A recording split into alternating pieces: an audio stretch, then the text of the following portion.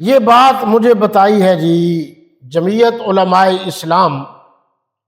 ضلع ملتان کے نائب امیر خواجہ عبد المالک صدیقی شجابادی نے، کہ میں نے ایک درس میں حضرت مولانا خطیب پاکستان قاضی احسان احمد شجابادی رحمۃ اللہ تعالی علیہ کا ذکر کیا،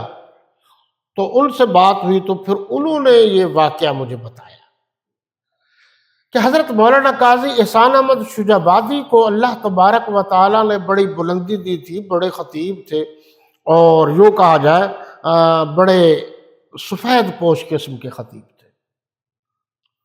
وضاقت اور لباس کا خاص خیال رکھتے تھے۔ تو جب وہ باہر سے تشریف لائے تو اپنی والدہ صاحبہ کے پاؤں دبائے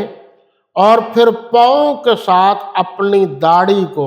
رگڑنا شروع کر دیا، لگانا شروع کر دیا۔ تو ماں نے کہا کہ قاضی بیٹا کیا کر رہے ہو، یہ سنت ہے داڑھی۔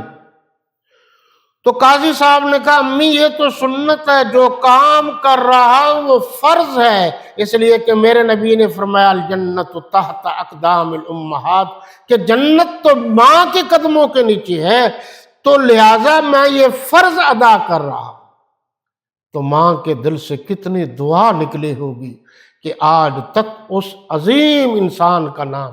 بلند ہو رہا ہے۔